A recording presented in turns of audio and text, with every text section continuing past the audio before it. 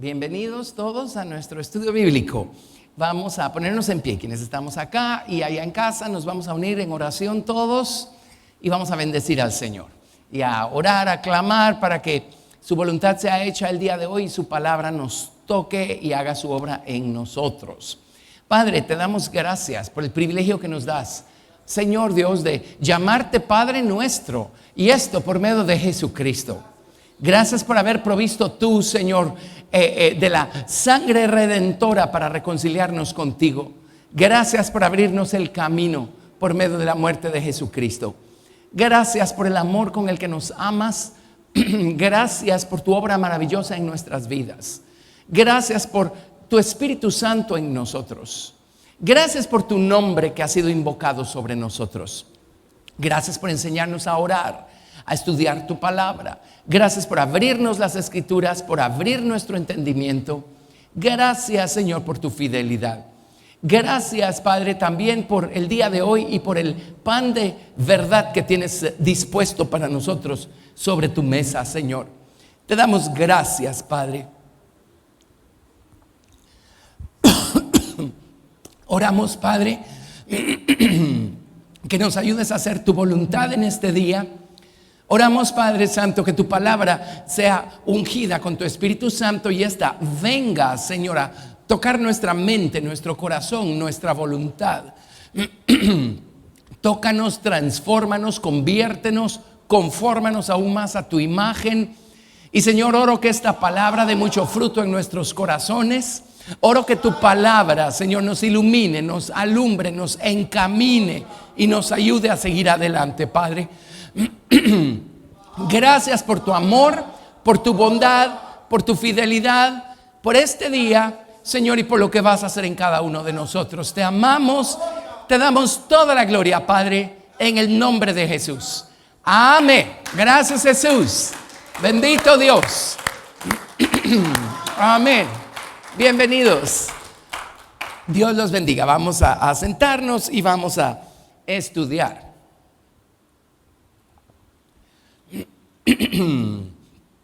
Muy bien, estamos estudiando la obra de Jesucristo en la vida del creyente. Ese es el momento dentro de nuestro estudio en el que estamos en relación a Jesucristo, su persona, su ministerio, etcétera. Así es que ahorita estamos estudiando a Jesús en la dispensación que se llama hoy, y lo que Él está haciendo o quiere hacer o busca hacer en cada uno de los creyentes. Y la semana pasada empezamos con este otro punto, y es que Jesucristo busca convertirnos en su esposa. Ahora, es muy importante que entendamos que uno no nace de nuevo siendo ya la esposa del Señor Jesucristo. Esposa es un nivel, y es muy fácil verlo, esposa es un nivel de relación que tiene que crecer en nosotros, un nivel de confianza, un nivel de conocimiento de Dios, un nivel de obediencia, un nivel de sumisión a su soberanía que tiene que crecer en nosotros. Entonces, no hay tales que todos los creyentes salvos son la esposa de Jesucristo, pero sí hay tales que todos pueden serlo si quieren. Por supuesto, en el proceso van a descubrir si quieren o no quieren, porque pues hay mucho de nosotros mismos que va a tener que irse yendo, ¿verdad?, en el camino. Y mucho del Señor Jesucristo que va a seguir o va a tener que seguir creciendo, madurando y perfeccionándose en nosotros. En el tabernáculo mosaico es muy fácil ver este principio cuando en realidad entendemos los misterios, los patrones que Dios puso allí. Perdónenme con mi garganta. Gracias. Con todo y el agua, debo tenerla inflamada, por eso estoy en época de ronquera. Muy bien. Pero en el tabernáculo tenemos un atrio, un lugar santo, un lugar santísimo. Y el tabernáculo, los muebles fueron trazados en forma de cruz, porque la intención de Dios desde el principio fue revelar a Jesucristo, el más alto y más perfecto tabernáculo no hecho de manos de hombres, por medio de estas sombras, tipos o figuras del Antiguo Testamento. O sea, los antiguos no se quedaron sin testimonio de Jesucristo. tenían el santuario, tenían esta figura. Amén. Si tan solo hubieran abierto los ojos del espíritu, hubieran podido ver más allá de un edificio físico con muebles físicos. Y tenemos dibujada la figura de Jesucristo correspondiendo a los muebles del tabernáculo, y de esa manera nos damos cuenta que el arca y el propiciatorio coinciden o corresponden a la cabeza del Señor Jesucristo o a la soberanía del Señor Jesucristo. Una cosa que describe o define a una esposa es su sumisión a la soberanía del esposo, ¿verdad? Así es que Dios lo diseñó así para ayudarnos a entender que Él quiere que crezcamos en sumisión a la soberanía del Señor Jesucristo. En otras palabras, que vaya menguando más y más nuestro deseo de hacer nuestra propia voluntad y vaya creciendo más y más en nosotros el deseo de hacer la voluntad del Señor. Amén. Si recuerdan la descripción que se hace de Jesucristo en Apocalipsis capítulo 1, y es la tremenda visión que tuvo Juan de Jesucristo resucitado, recordarán que él vio sus pies y los vio semejantes al bronce bruñido, refulgente como en un horno. ¿Se acuerdan? Bueno, vean, el altar de bronce donde está el fuego está a los pies de la estatura. Él vio su pecho, y su pecho estaba ceñido con un cinto de oro, y a la altura de su pecho, digamos, está el altar de oro, el altar de la oración. Él vio su diestra, y en su diestra vio 7 estrellas. Y en el tabernáculo, en lo que correspondería a la diestra del Señor Jesucristo, está el candelero con las 7 lámparas. Él vio su rostro, que era como el sol cuando resplandece en toda su gloria. Y arriba del arca, en el propiciatorio, es donde se manifestaba la gloria kabod de Dios. Amén. Y él vio que de su boca salía una espada aguda de 2 filos, y adentro del arca, entre otras cosas, está guardadas las tablas de la ley con la palabra de Dios. Así es que no hay pierde. Amén. Pero digo todo esto porque cuando entendemos esos principios, cuando vemos el camino, entendemos pues que la soberanía de Cristo está ahí arriba en el lugar santísimo. Luego pues hay que crecer y hay que hacer nuestras las experiencias de todos los demás muebles que encontramos en el camino para poder de veras llegar, gracias, o que llegue ese día en el que podemos decir, wow, ya quien manda en mi vida es el Señor Jesús. Ahora, usted y yo podemos decirlo hasta cierto grado, pero si somos honestos, ¿cuántos honestos tengo aquí sentados esta mañana? Si somos honestos, acuérdense de Pedro, el gran apóstol Pedro.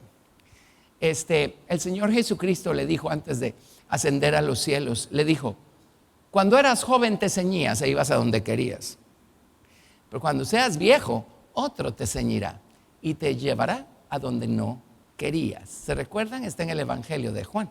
En otras palabras le está diciendo, oye Pedro, qué lindo, qué maravilloso es todo esto, qué grandiosos los dones que el Señor te ha dado y todo lo demás, pero tienes que seguir creciendo porque todavía gobiernas tú sobre tu propia vida demasiado.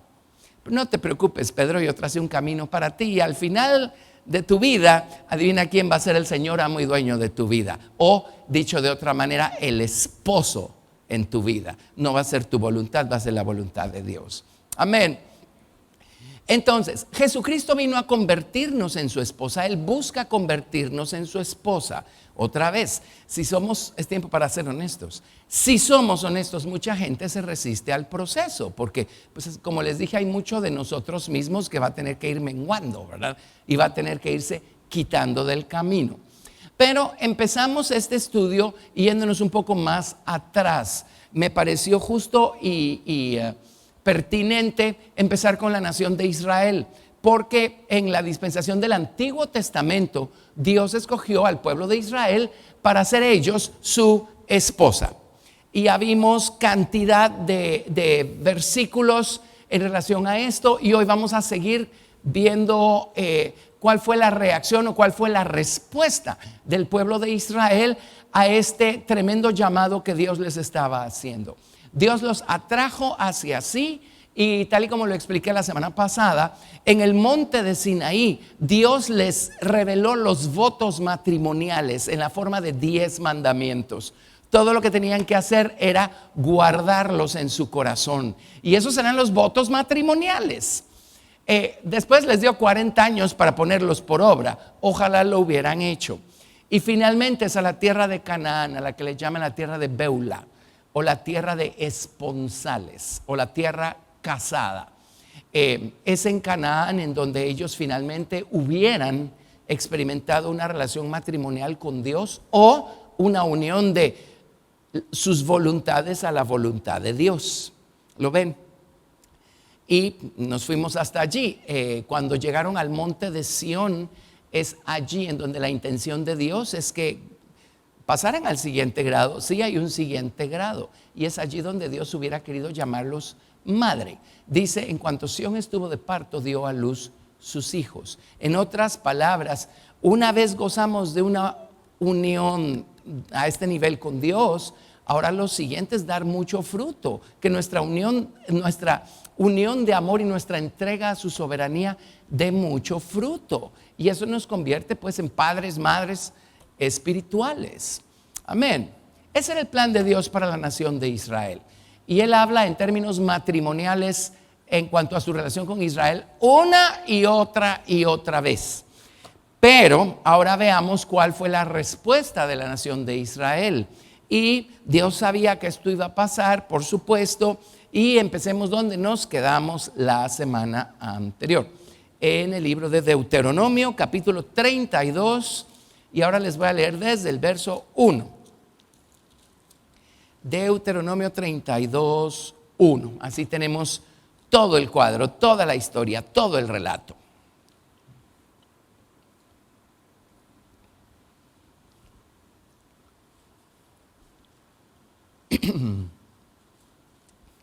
Deuteronomio 32, a partir del verso 1, nos dice: escuchad, cielos, y hablaré, y oiga la tierra los dichos de mi boca. Goteará como la lluvia mi enseñanza, destilará como el rocío mi razonamiento, como la llovizna sobre la grama, y como las gotas sobre la hierba. Porque el nombre de Jehová proclamaré. Engrandeced a nuestro Dios, Él es la roca, cuya obra es perfecta, porque todos sus caminos son rectitud. Dios de verdad, y sin ninguna iniquidad en Él. Es justo y recto. La corrupción no es suya, de sus hijos es la mancha. Generación torcida y perversa. Así pagáis a Jehová, pueblo loco e ignorante. ¿No es Él tu Padre que te creó? Él te hizo y te estableció. Entre paréntesis, no han ni cruzado el río Jordán, y ya el Señor dice que son un pueblo loco e ignorante. Ahora, la razón por la cual lo seguían siendo es porque en la dispensación del Antiguo Testamento, por supuesto, Dios no había dejado provisión para que la palabra pudiera entrar al corazón y crecer y transformarlo desde adentro. En el Antiguo Testamento todavía no había provisión para que la sangre de los sacrificios pudiera entrar al corazón y limpiar desde adentro la causa del pecado, no únicamente cubrir el efecto del pecado. Eso ya vendría a través del Señor Jesucristo. Pero de todos modos, si ellos hubieran guardado la palabra en sus corazones, Dios hubiera velado porque algo sucediera. David sabía que de todos modos había algo bueno que podía pasarles. Que, por ejemplo, en el Salmo 51 dice: crea en mí, oh Dios, un corazón limpio y renueva un espíritu recto dentro de mí.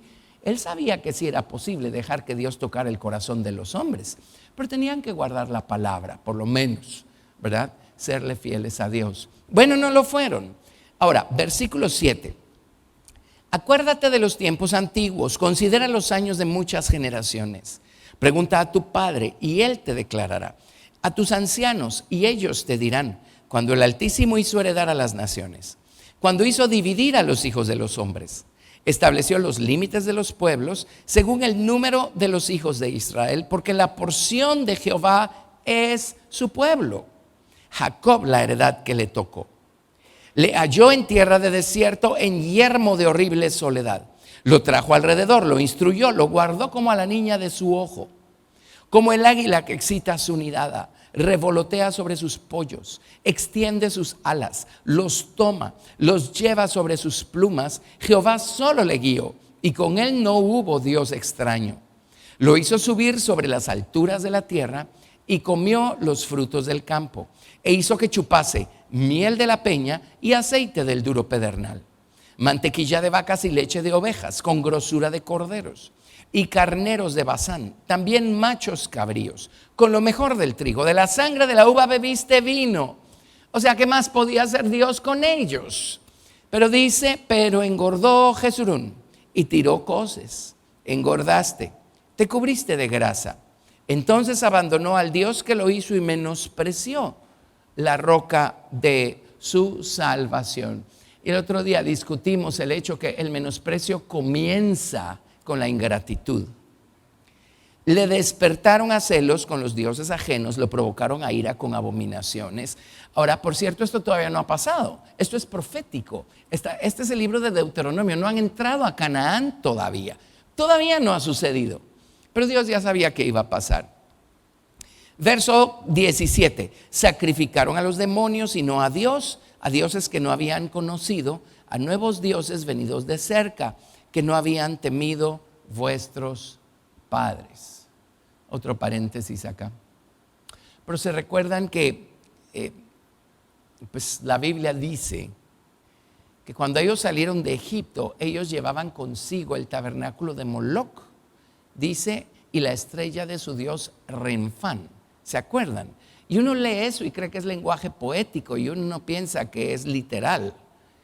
O sea, ellos de Egipto salieron con todo y sus ídolos.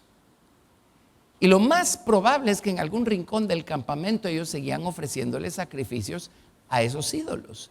Por supuesto que Dios les reveló el tabernáculo en el monte de Sinaí y a lo largo de toda la travesía por el desierto, ellos llevaban también el tabernáculo. Pero esa es una de las grandes razones por las que terminaron como terminaron. No fue que Dios los está sacando de Egipto, los está llamando, los está tomando para sí. Pues entonces dejemos todo lo demás atrás, hagamos todo lo demás a un lado y dediquémonos al Señor.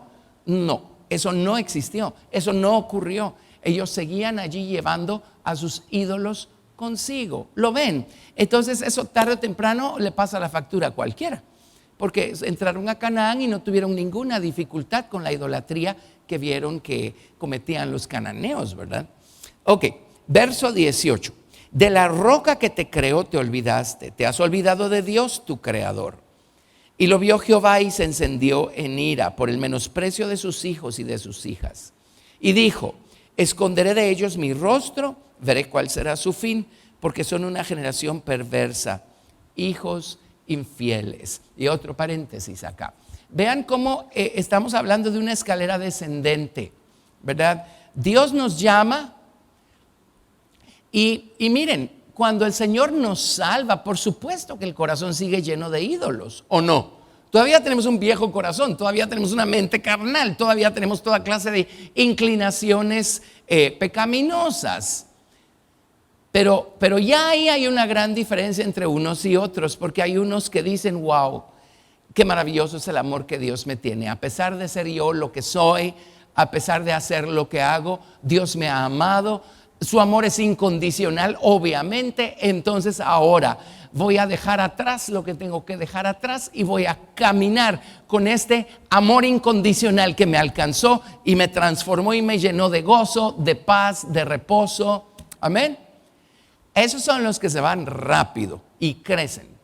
Pero también, otra vez, si somos honestos, también hay mucha gente que recibe, no decimos que no, legítimamente la experiencia de la salvación. Pero cuando Dios empieza a trabajar con ellos y a decir, ok, ahora esto se tiene que ir de tu vida, se aferran a aquello y dicen que no se puede caminar con las dos cosas. Tengo dos manos. Si ya me tomaste de una, ¿no me dejas seguir agarrado de la mano de estas otras cosas? Pues Dios es celoso, pero Dios tampoco va a forzar la voluntad de nadie, porque pues se trata de caminar de manera voluntaria con Dios, sino qué valor tendría, ¿verdad? Y tarde o temprano, si no dejamos ir las cosas que debimos haber dejado ir al principio, les prometo que nos van a alcanzar y nos van a atropellar al final.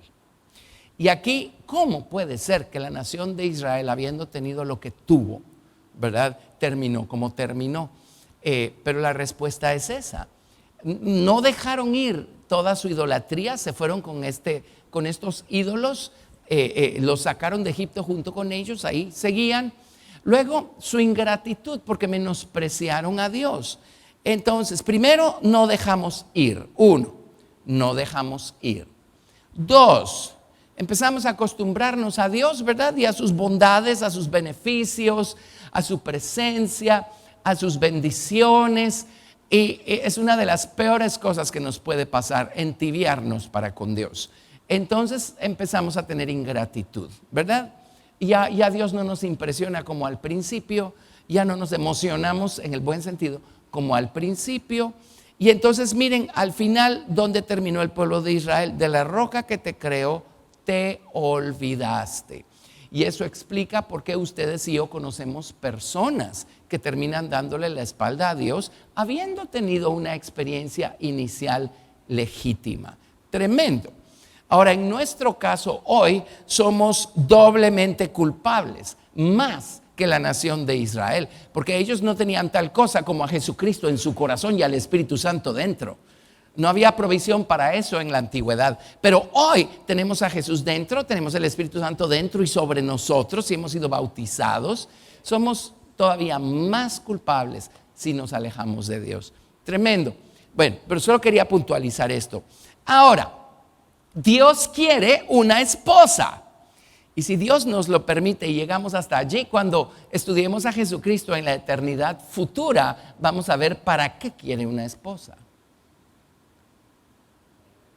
Tiene que haber una grandísima, increíble, maravillosa y eterna razón de por qué Él insiste como insiste en amar a los seres humanos y en buscar, en velar porque estos crezcan y lleguen a encontrar esa unión con el Señor Jesucristo.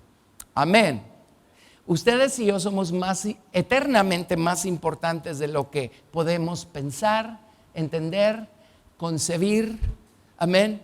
Pero el que no lo entendamos no quiere decir que no lo sigamos siendo. Así es que hay demasiado que ganar como para perderlo. Sí, no nos dejemos gobernar por nuestros berrinches y nuestras locuras y nuestras tonteras. Hay demasiado que ganar como para perderlo eternamente, ¿sí? Así es que Dios, desde el libro de Deuteronomio, ya está anticipándose a lo que va a pasar y a la respuesta que le va a dar el pueblo de Israel. Y entonces dice, verso 21, ellos me movieron a celos con lo que no es Dios, me provocaron a ira con sus ídolos, yo también los moveré a celos con un pueblo que no es pueblo. Los provocaré a ira con una nación insensata. Esos somos ustedes y yo. Amén. O sea, el Señor va a tener una esposa, punto.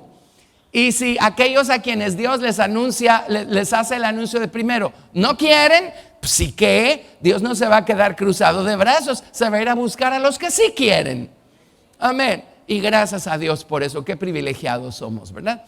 Entonces, bueno, sigamos con esto. Vámonos a Jeremías 2, verso 1. Jeremías 2, verso 1.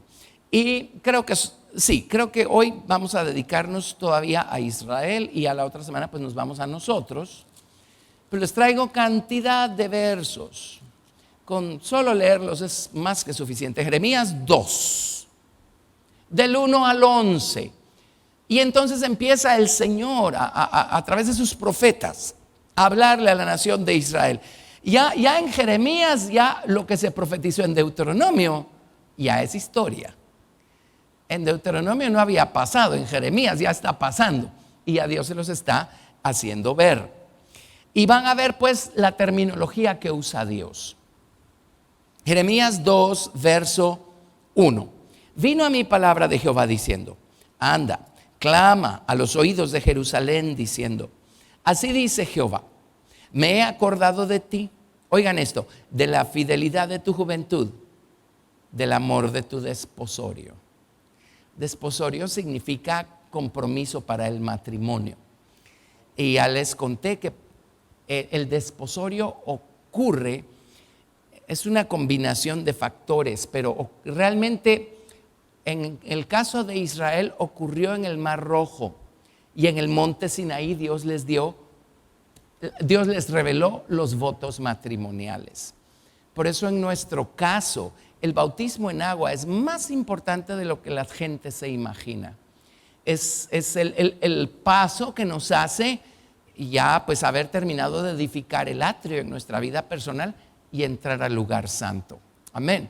Ok, pero hay más razones que no discuto ahorita. Ok, Jeremías 2, verso 1 dice: me he acordado de ti, de la fidelidad de tu juventud, del amor de tu desposorio, cuando andabas en pos de mí en el desierto, en tierra no sembrada.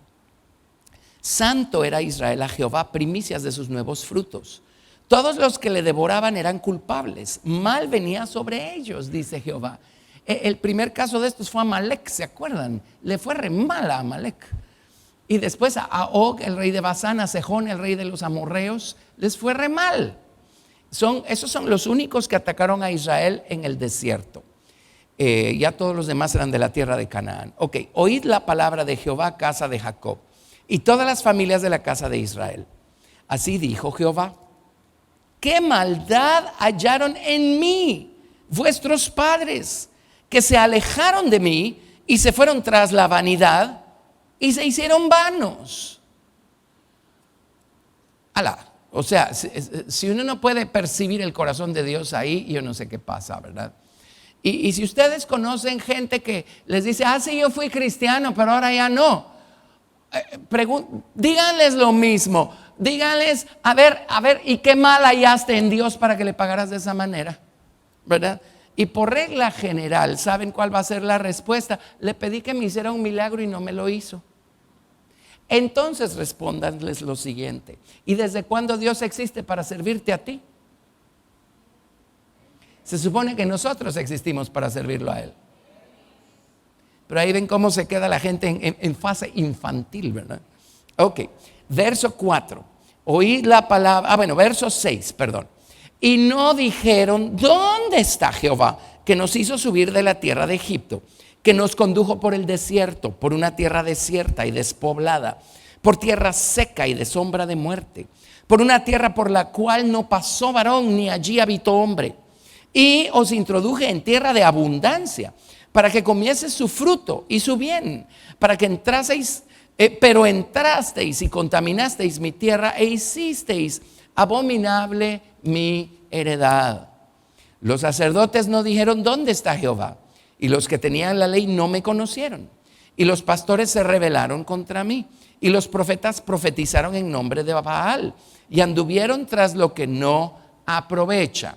Ahora, por supuesto, no dejaron ni un minuto de sacrificar animales, de celebrar sus fiestas y sus cosas. En otras palabras, redujeron a Dios a una mera acción física religiosa. Amén. Y esa jamás fue la intención de Dios. Por tanto, contenderé aún con vosotros, dijo Jehová, y con los hijos de vuestros hijos pleitearé, porque pasad las costas de Quitim y mirad, y enviad a Cedar, y considerad cuidadosamente y ved si se ha hecho cosa semejante a esta. ¿Acaso alguna nación ha cambiado sus dioses, aunque ellos no son dioses? Sin embargo, mi pueblo ha trocado su gloria por lo que no aprovecha. Tremendo, ¿verdad? Tremendo, tremendo, tremendo. Y la nación de Israel sigue sin entender, ¿verdad? Porque pues la historia de la nación ha sido lo que ha sido, con tanto dolor y con tanta cosa. Pero en fin. Ahora vámonos al versículo 20. Dice: porque desde muy atrás rompiste tu yugo y tus ataduras, y dijiste: no serviré. Con todo eso, sobre todo collado alto y debajo de todo árbol frondoso, te echabas como ramera. Ajá. Dijiste: no serviré, no, a ti ya no te voy a dar mis sacrificios. Ajá, pero se los daban a otras cosas. ¿sí? Pero dice, rompiste tu yugo y tus ataduras. ¿De qué yugo y de qué ataduras está hablando?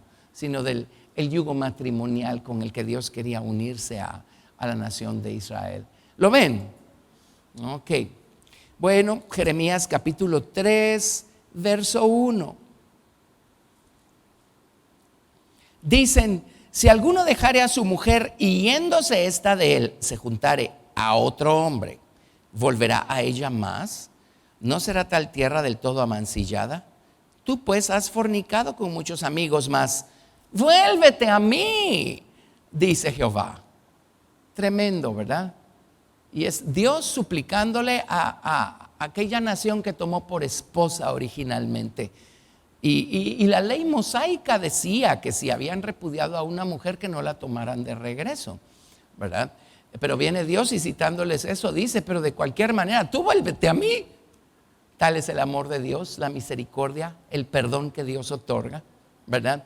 Pero estoy enfatizando estos versículos porque ven los términos, o sea, es obvio que Dios tomó, o su intención era tomar por esposa a la nación de Israel. Capítulo 3, versos del 14 al 19. Aquí en Jeremías, ¿verdad? 3 del 14 al 19. Convertíos, hijos rebeldes, dice Jehová, porque yo soy vuestro esposo. Y os tomaré uno de cada ciudad y dos de cada familia, y os introduciré en Sión. Y esto lo va a hacer Dios hasta que Jesucristo les sea manifestado. Y el libro de Zacarías dice, y entonces mirarán al que traspasaron y harán lamentación, ¿verdad? Todos los linajes de la tierra. Ok, y os daré pastores según mi corazón, que os apacienten con ciencia y con inteligencia. Y yo le doy gracias a Dios que a mí me ha dado pastores que me han apacentado con ciencia o con conocimiento y con inteligencia. Esa es una de las bendiciones que Dios nos da. Y acontecerá que cuando os multipliquéis y crezcáis en la tierra, en esos días, dice Jehová, no se dirá más arca del pacto de Jehová, ni vendrá el pensamiento, ni se acordarán de ella, ni la echarán de menos, ni se hará otra. En aquel tiempo llamarán a Jerusalén trono de Jehová, y todas las naciones vendrán a ella en el nombre de Jehová. En Jerusalén ni andarán más tras la dureza de su corazón. En aquellos tiempos irán de la casa de Judá a la casa de Israel, y vendrán juntamente de la tierra del norte a la tierra que hice heredar a vuestros padres. Yo preguntaba, ¿cómo os pondré por hijos y os daré la tierra deseable, la rica heredad de las naciones? Y dije, me llamaréis Padre mío y no os apartaréis de en pos de mí. Y en estas profecías Dios les dice lo que fueron para él, cómo le pagaron, cómo terminaron, pero nunca deja de decirles, pero viene el día, hay un día en el que yo voy a perdonar sus pecados y los voy a tomar para mí otra vez. Dios no ha terminado su trato con la nación de Israel, con Israel como nación. Amén. Eso va a volver a ocurrir ya en la segunda venida del Señor Jesucristo. Pero hoy, por supuesto, el apóstol Pablo dice más adelante, hoy en Cristo Jesús no hay judío ni gentil, siervo ni libre, bárbaro ni escita, dice, o sea, la salvación viene por medio de Jesucristo, punto. Y hoy el trato de Dios es con individuos. Amén. Dios no está tratando con naciones. Y yo sé que a veces los guatemaltecos nos llenamos de celo y de amor a Dios y de gratitud por lo que efectivamente Dios ha hecho en nuestra nación. El evangelio ha crecido mucho en Guatemala, pero el trato de Dios sigue siendo con individuos, no con naciones. La única nación en la que Dios tiene interés como nación es Israel. ¿De acuerdo? Ok, aquí ya boté un montón de cosas que se dicen todo el tiempo por todos lados.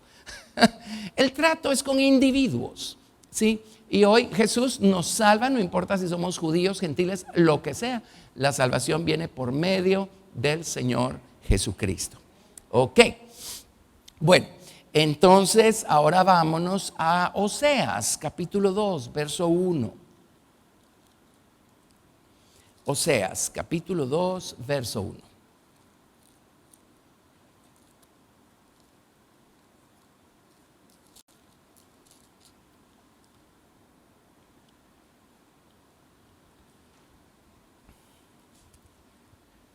Oseas 2:1.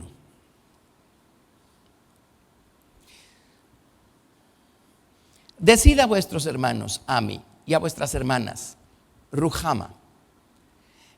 Ami significa pueblo mío y Ruhama significa compadecida.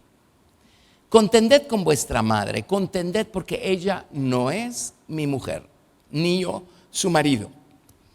Aparte pues sus fornicaciones de su rostro y sus adulterios de entre sus pechos.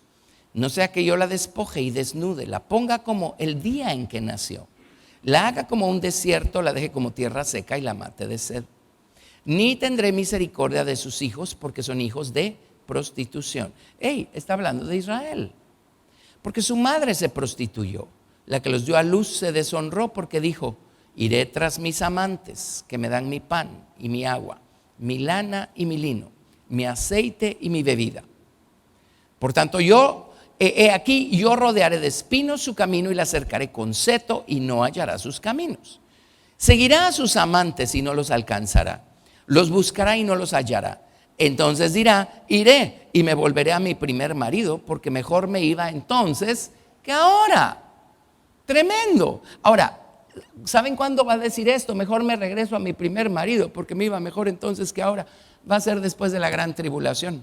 Porque el último atropello que van a cometer es el de aceptar al anticristo como su Mesías. ¿Sí? Así es que todavía falta. Pero bueno, verso 8.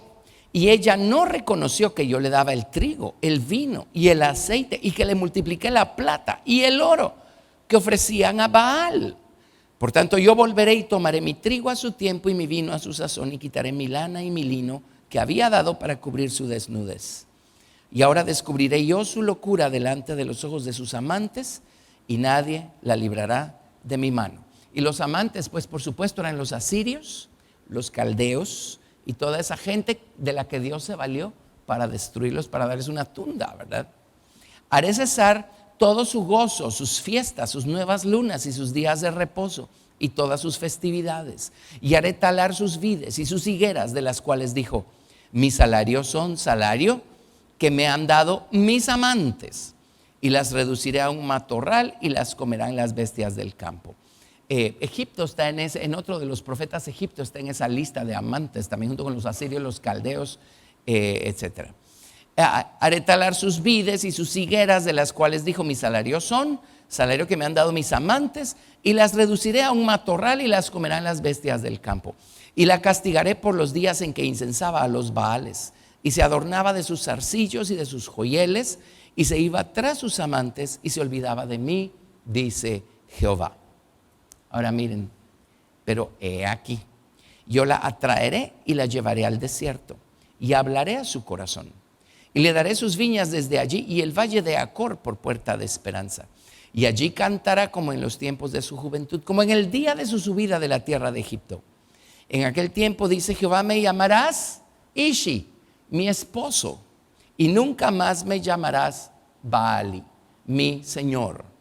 Porque quitaré de su boca los nombres de los Baales, y nunca más se mencionarán sus nombres. En aquel tiempo haré para ti pacto con las bestias del campo, con las aves del cielo, con las serpientes de la tierra. Y quitaré de la tierra arco y espada y guerra, y te haré dormir segura. Así es que, si entendemos esto, obviamente está hablando del milenio. Es en el milenio que va a ocurrir esto. Ya no van a haber guerras ni nada de eso, y va a haber paz entre los animales salvajes y los animales domésticos, y entre los animales y el hombre. O sea, viene el día en el que Dios va a tomarla por esposa otra vez, pero esta no es la dispensación, esa viene en el futuro, todavía falta. Pues vamos a tener que llegar ahí en nuestro estudio, ¿verdad? Pero Dios está hablando, pues está hablándole como una mujer infiel a la nación de Israel. Ahora, hay algo que Dios hizo. Déjenme ver. No, saben que voy a seguir en estos términos todavía, y me va a dar tiempo de leer lo otro. No, es que les traigo muchos versículos. Pero hagamos algo de esto. Ezequiel 16 no lo vamos a poder leer por razón de tiempo, pero apúntenlo por allí. Muchos de ustedes conocen el contenido de Ezequiel 16. pero apunten por ahí Ezequiel 16, ¿verdad? Y así lo leen en sus casas o lo vuelven a leer en sus casas. Pero si nos vamos a Isaías 54, verso 1.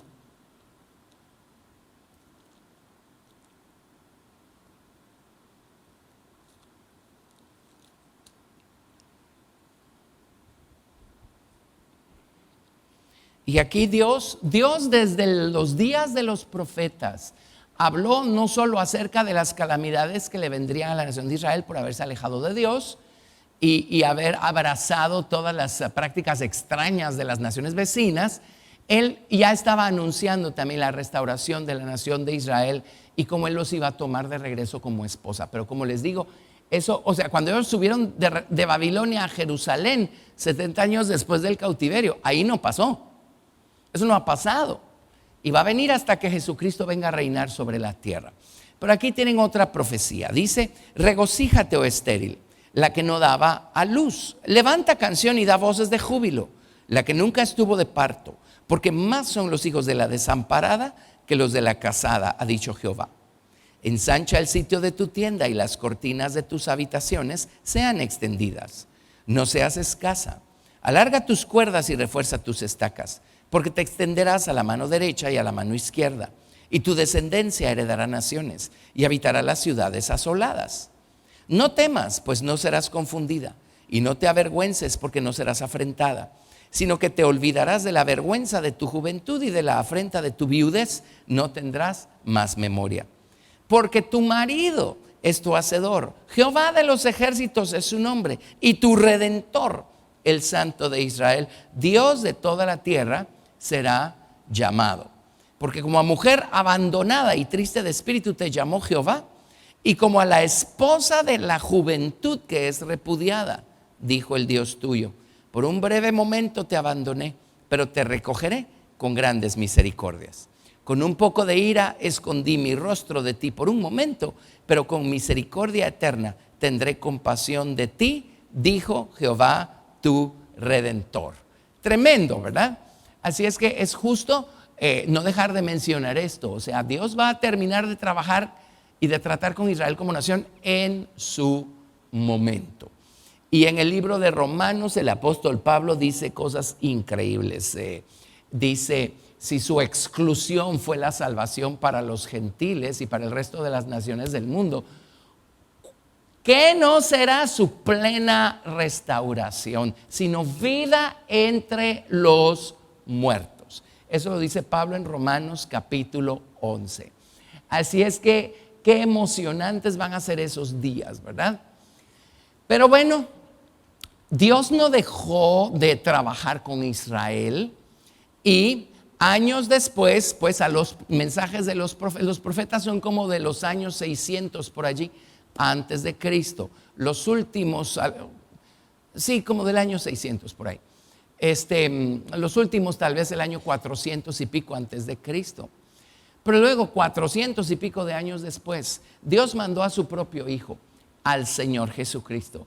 Y se acuerdan que Jesucristo dijo: yo he venido primeramente a las ovejas perdidas de la casa de mi Padre. O sea, su ministerio enfática y principalmente cuando Él vino a esta tierra fue a la nación de Israel. Y esto es paralelo a lo que les di las citas la semana pasada, como al menos 3 veces la Biblia prueba el hecho de que Dios le ofreció su ley a los ismaelitas, le ofreció su ley a los edomitas y ellos no la quisieron. Entonces Él fue al monte de Sinaí con los israelitas y les ofreció los votos matrimoniales y ellos dijeron: todo lo que Jehová ha dicho haremos. Amén.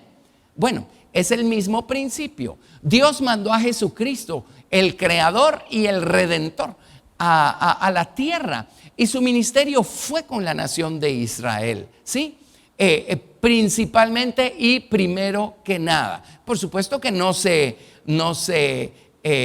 inmutó cuando venían personas no israelitas a pedirle auxilio, como la mujer sirofenicia y la samaritana, y a esas alturas ya no eran israelitas los samaritanos, de la mezcla que había ahí. Pero Él vino a ministrar a su pueblo y vino a tratar de ganarlos y a tratar de salvarlos. Entonces, miren, vámonos por favor a Mateo.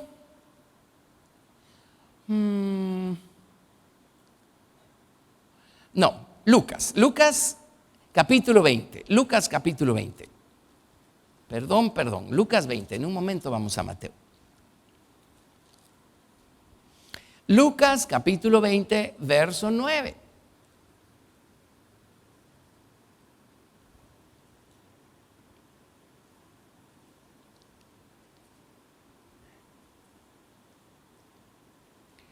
Y ahora es Jesús, aquí ya no es un profeta, Jesús les está hablando a la misma nación de Israel a la que Dios les mandó los profetas de día, de noche, buscando amonestarlos, buscando llamar su atención, buscando hacer que se volvieran a Dios. Ahora es Jesús en persona el que está hablándole a la nación de Israel, por supuesto que a nosotros también, ¿verdad? Pero primero que todo a la nación de Israel, y dice, comenzó luego a decir al pueblo esta parábola. Un hombre plantó una viña, la arrendó a labradores y se ausentó por mucho tiempo. Y a su tiempo envió un siervo a los labradores para que le diesen el fruto de la viña. Pero los labradores le golpearon y le enviaron con las manos vacías. Volvió a enviar otro siervo, mas ellos a este también, golpeando y afrentando, le enviaron con las manos vacías. Volvió a enviar un tercer siervo, mas ellos también a este echaron fuera herido. Y ahí está hablando de todos los profetas a los que Dios les mandó. Entonces el señor de la viña dijo, ¿qué haré? Enviaré a mi hijo amado, quizá cuando le vean a él le tendrán respeto. Mas los labradores al verle discutían entre sí diciendo, este es el heredero, venid, matémosle, para que la heredad sea nuestra. Ahora, entre paréntesis, lo que están diciendo en otras palabras es librémonos de Jesucristo. Y nosotros vamos a seguir mandando y decidiendo acerca de la vida religiosa y espiritual de todo el pueblo de Israel. ¿Sí? Y si uno de pastor no se cuida, hay pastores que le cierran la puerta al Señor Jesucristo. Pregúntenle a la iglesia de la Odisea. Jesús está allá afuera, tocando la puerta y diciendo, he aquí yo estoy a la puerta y llamo. Está llamando a la puerta de una iglesia cristiana y dice, si alguno oye mi voz y abre la puerta, entraré a él y comeré y cenaré con él y él conmigo. Ahora, ¿por qué dejan a Jesús fuera? Para ser uno el que manda y el que haga las cosas como uno quiere, ¿verdad? Y de eso lamentablemente hay mucho, pero bueno, no es nuestro problema. Regresemos al verso 13, Lucas 20:13. Entonces el señor de la viña dijo, ¿qué haré? Enviaré a mi hijo amado, quizás cuando le vean a él le tendrán respeto. Mas los labradores al verle discutían entre sí diciendo, este es el heredero, venid, matémosle para que la heredad sea nuestra. Y le echaron fuera de la viña y le mataron. ¿Qué pues les hará el señor de la viña? Vendrá y destruirá a estos labradores y dará su viña a otros.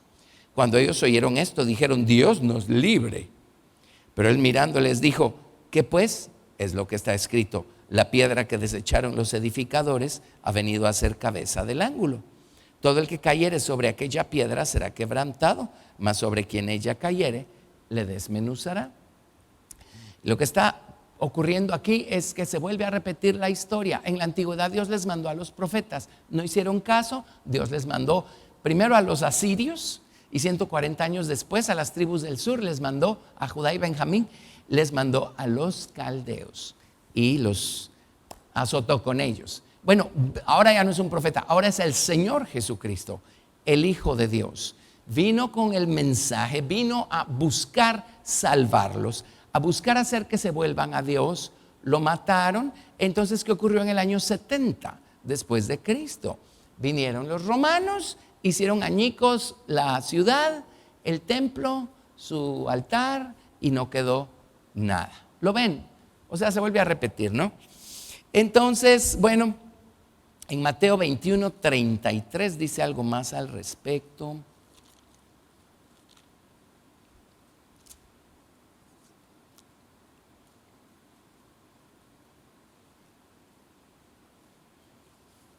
Si complementémoslo con Mateo 21:33.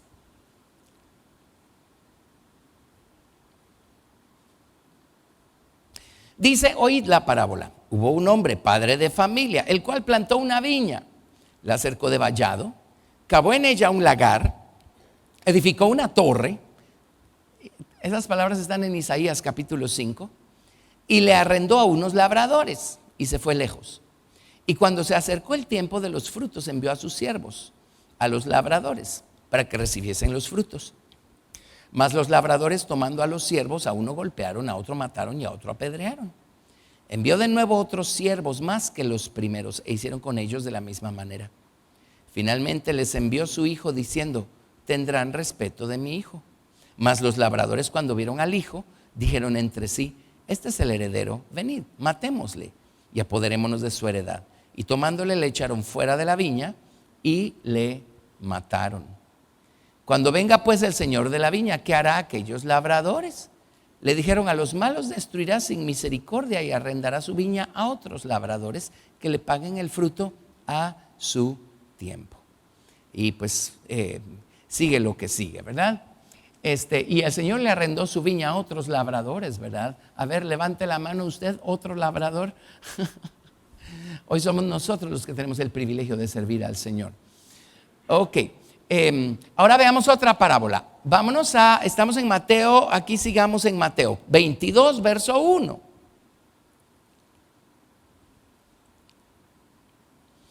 Respondiendo Jesús les volvió a hablar en parábolas, diciendo, el reino de los cielos es semejante a un rey que hizo fiesta de bodas a su hijo.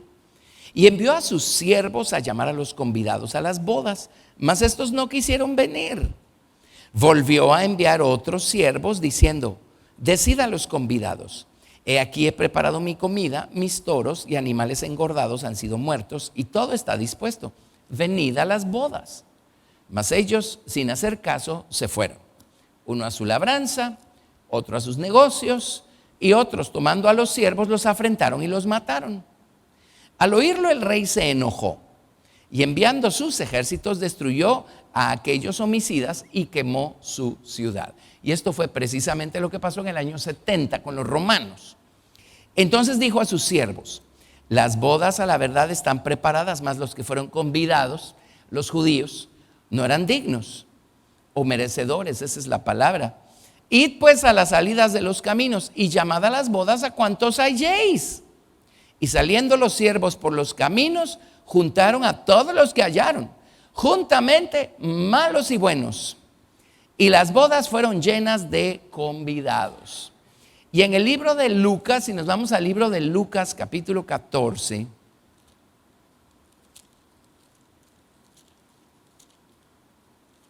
Lucas capítulo 14,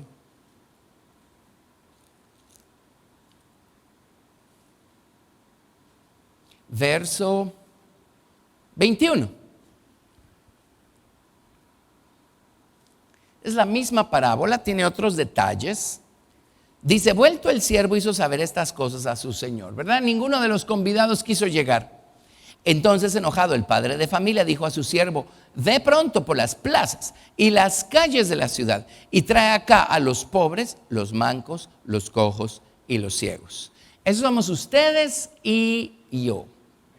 Y dijo el siervo, Señor, se ha hecho como mandaste y aún hay lugar. Dijo el Señor al siervo, ve por los caminos y por los vallados y fuérzalos a entrar para que se llene mi casa. Porque os digo que ninguno de aquellos hombres que fueron convidados gustará mi cena. Tremendo, ¿verdad?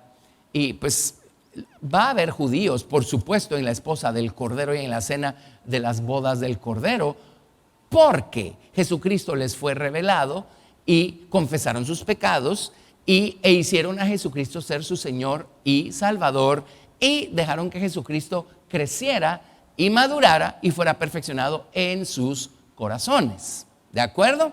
Ajá. Pero eso es como individuos.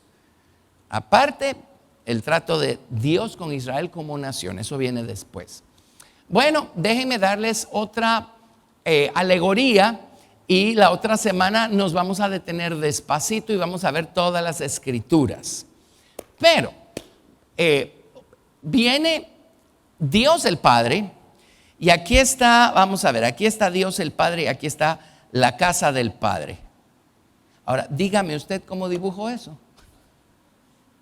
Lo que hago es que pongo luz aquí. Digamos que este es Dios el Padre. Y ni siquiera eso le hace justicia, pero Dios nos perdone. Y esa es la casa del Padre, ¿sí? Y de Dios vino el Hijo, Jesús.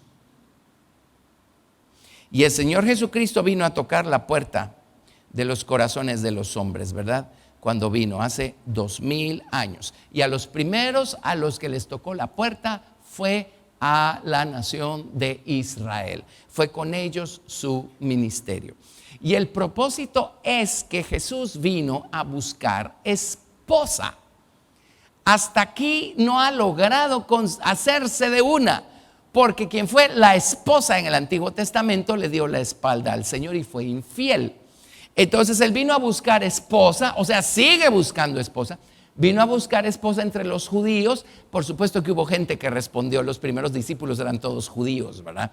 Pero en términos generales, la nación de Israel no respondió. Entonces, adivinen qué. Él dijo: yo los voy a mover a celos con un pueblo que no es pueblo. Amén. Y hoy el Señor Jesucristo está buscando esposa de entre las naciones gentiles. Todo aquel que quiera, todo aquel que responda, a todo aquel que le reciba en su corazón.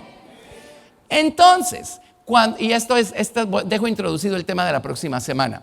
El Señor Jesucristo vino a buscar esposa con quien comprometerse para el matrimonio, y vino dispuesto a pagar la dote o el precio para poder obtener esposa. Y vino con arras, que son una fracción de la herencia prometida. Amén. Ok. Y entonces el Señor Jesucristo volvió a la casa de su Padre y dijo: en la casa de mi Padre muchas moradas hay. Voy pues y os prepararé lugar para que donde yo estoy, vosotros también estéis. Y hoy, en la dispensación en la que nos encontramos nosotros, Jesús está preparando morada eterna ahí arriba en la casa del Padre. Y nosotros, los que respondimos, nosotros a quienes, la dote es su propia sangre. Nosotros, los que pusimos la fe en su sangre, quedamos desposados con el Señor Jesucristo. Y hoy a nosotros nos toca preparar nuestros vestidos de bodas. Mientras el Señor está ahí arriba preparando morada en la casa del Padre para nosotros. El pueblo de Israel no respondió, nosotros hemos respondido. Hay individuos dentro del pueblo de Israel que están respondiendo, pero eso es lo que está ocurriendo hoy. Entonces, ahora imagínense que Jesucristo mismo viene en nuestro corazón para ayudarnos a preparar nuestras vestiduras matrimoniales. Amén. Para crecer Él en nosotros y ayudarnos a abundar en buenas obras, obras de justicia, producto de su obra en nuestro corazón. Ese es el lino fino, ¿verdad? Que vamos a ostentar y que va a hacerse manifiesto el día de las bodas. Y en el momento, la hora y el día que nadie sabe, pero sí sabemos a qué horas del día va a ser, porque va a ser a la medianoche, se va a oír una voz: allí viene el novio, salid a recibirle. Y el Señor Jesucristo va a venir y se va a llevar a aquellos que estén preparados. La esposa va a tener sus vestiduras listas, va a estar vestida con las acciones justas de los santos. El resto de la gente, pues habrán vírgenes prudentes que se medio durmieron, así es que desaprovecharon el tiempo, pero tenían aceite extra. También se van a ir como parte del cortejo a las bodas. Las vírgenes insensatas, pues por insensatas se quedaron, ¿verdad? Pero el hecho es que el día viene en el que el Señor Jesucristo va a venir a tomarnos por esposa. El día viene muy pronto. Entonces, hoy, ¿cuál es nuestra tarea? ¿Cuál es nuestro trabajo? Por eso, insisto, qué catástrofe, qué trágico es que los creyentes número uno, que la gente crea que ser cristiano es solo una un ejercicio intelectual y que son cristianos porque decidieron creer intelectualmente en Cristo. Eso no hace cristiano a nadie. ¿Ok? Muy bien. Número 2. Qué tragedia que personas que tienen la experiencia del nuevo nacimiento de manera legítima y genuina digan: esto está realegre, pero de aquí no me muevan. O sea, no me pidan más, no me pidan entregar más, rendir más, comprometerme más. No, gracias, estoy tan contento con la vida que llevo, no quiero que me la quiten. Qué desastre, ¿sí? Pero qué maravilla que todavía hay un grupo de gente que dice: ¿dónde hay más? Dios tiene más para mí, yo puedo darle más al Señor. Díganme cómo se hace, díganme qué hago. Amén. Y están redimiendo el tiempo, aprovechándolo bien, dejando que Cristo crezca en ellos y los transforme, y dejando que y abundando en buenas obras, producto de su relación transformadora con el Señor Jesucristo. Así es que Jesucristo está en nosotros, ayudándonos,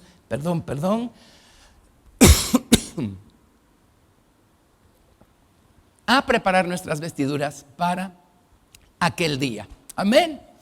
Así es que bueno, en muy resumidas cuentas, hicimos a la nación de Israel porque era necesario poner esto en un contexto. Pero la otra semana vamos a ver cómo nos está ayudando el Señor Jesucristo a formar a una esposa en nosotros. Y eso es, entre todo lo que estamos estudiando, lo que Jesús está haciendo en la vida del creyente. Amén. Somos las personas más privilegiadas que hay sobre la faz de la tierra. Y tenemos el tesoro más grande del tiempo y de la eternidad. Se llama Cristo en nosotros. Amén. Así es que gloria al Señor. Démosle un aplauso al Señor Jesús. Gracias, Jesús. Amén. Hey. Gracias, Señor. Gracias, Jesús. Pongámonos en pie y vamos a orar. Padre, en el nombre de Jesús, Señor, qué privilegiados somos. Y gracias por ayudarnos a entender, Señor, en el grado que sea, siempre será muy pequeño, pero grandioso para nosotros, la grandeza de tu plan maestro, Señor. La grandeza del amor que nos tienes y de la obra que has venido a hacer a nuestras vidas. Viniendo, Señor, a convertirnos en un santuario para tu nombre, para tu gloria. Gracias por Jesucristo en nosotros. Gracias, Señor Dios, por enseñarnos el camino también para dejar que Cristo en nosotros, el hombre nuevo, crezca, madure, sea perfeccionado y de paso a nosotros nos regenere, nos transforme, nos convierta y nos conforme a imagen suya. Sigue haciendo tu obra en nuestros corazones, Jesús, te lo pedimos, y ayúdanos a ayudar a otros para que también encuentren el camino y para que también dejen que tú perfecciones tu obra en sus corazones. Gracias por lo que eres, por lo que haces. Gracias por aquello en lo que nos has convertido, por puro amor, por pura gracia, por pura misericordia. Señor, como hijos tuyos que somos y como desposadas, Señor Dios, bendito Dios, gracias. Te amamos, Señor. Ábrenos más y más los ojos del entendimiento y haz que estos principios den mucho fruto en nuestros corazones, Señor, para que estemos siempre ardiendo, Señor, de gratitud por lo que tú eres y haces en nosotros continuamente, Señor. Te amamos. Gracias por este día y por tu palabra. Y gracias, Señor, por habernos llamado y elegido, Señor, para este camino. Te damos toda la gloria en el nombre de Jesús. Amén. Gracias, Jesús. Gracias, Jesús. Gracias, Jesús. Amén, amén, amén, amén. Gracias, Señor. Bueno, gloria al Señor. Dios los bendiga y nos vemos.